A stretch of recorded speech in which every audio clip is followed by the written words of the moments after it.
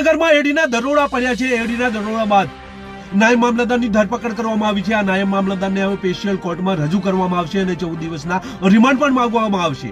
દિલ્હીમાં એક ફરિયાદ થઈ હતી કે ખંડણી ઉઘરાવવામાં આવી રહી છે અને આ ફરિયાદને લઈને એડી તપાસ કરે છે। આ તપાસ દરમિયાન સર્ચ કરે છે ત્યારે નાયબ મામલતદારના ઘરેથી 60 લાખ જેટલી માતબર રકમ પણ મળી આવે છે।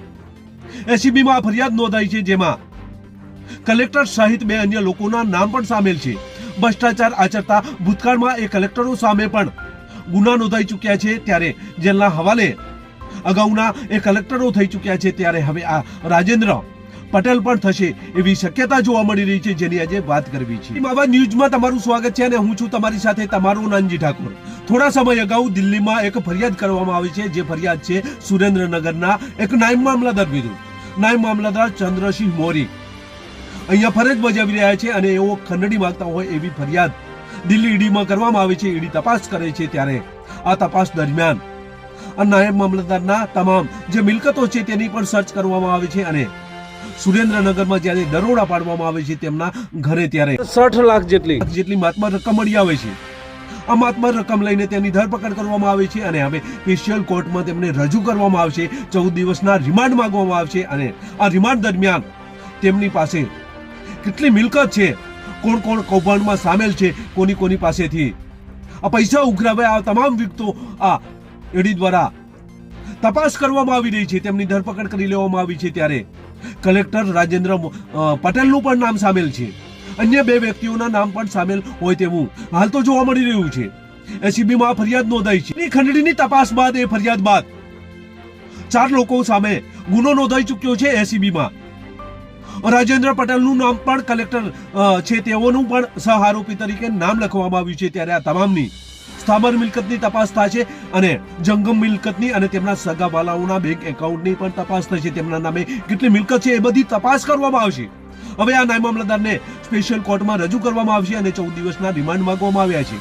આમ તો ભૂતકાળમાં પણ આવા ભ્રષ્ટ અધિકારીઓ, આવા ભ્રષ્ટ બાબુઓને ઝડપી લેવામાં આવ્યા છે અને જેલના હવાલે પણ કરવામાં આવ્યા છે। ત્યારે સુરેન્દ્રનગરમાં આ એડીની મોટી કાર્યવાહી થઈ રહી છે। આવા ભ્રષ્ટ કર્મચારીઓ, રેવન્યુ વિભાગના કર્મચારીઓ કલેક્ટર સુધી જેલમાં જઈ આવ્યા છે।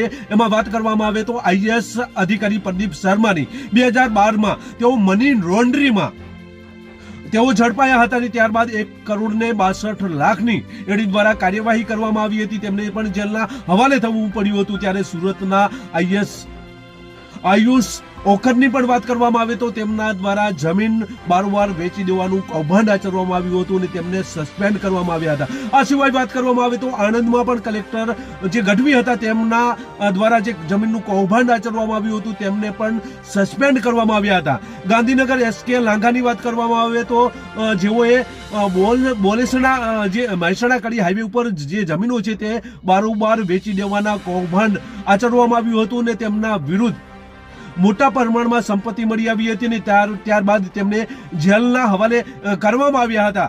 ત્યારે હવે રાજેન્દ્ર પટેલનો વારો આવ્યો છે। સુરેન્દ્રનગરના નાયબ મામલતદારની ધરપકડ કરવામાં આવી છે અને આ ધરપકડ દરમિયાન જે રિમાન્ડમાં જેટલા પણ કર્મચારીઓ સામેલ છે એ તમામ સામે ગુનો નોંધવામાં આવશે। તમામની મિલકત છે એની તપાસ કરવામાં આવશે।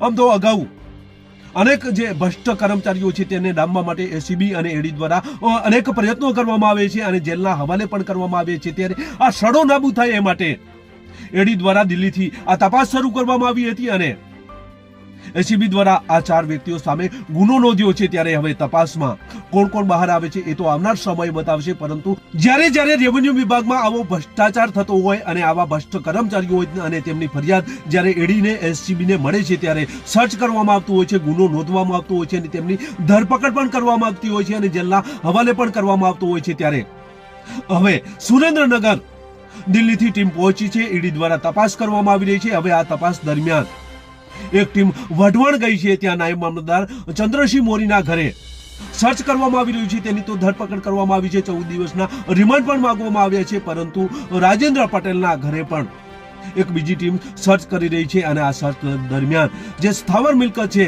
જે પ્રોપર્ટી છે એ તમામની તપાસ કરવામાં આવશે। તેમના સગા સંબંધીઓની તપાસ કરવામાં આવશે અને તેમના સગા સંબંધીઓના નામે કેટલી મિલકત છે એ તમામ જે છે એ તપાસ કરવામાં આવશે અને ત્યારબાદ અગાઉના કલેક્ટર ગયા તેમ કદાચ આ રાજેન્દ્ર પટેલને પણ જેલમાં નાખવામાં આવે તેવી શક્યતા હાલ તો જોવા આવી રહી છે, કારણ કે 4 સામે ગુનો નોંધવામાં આવ્યો છે.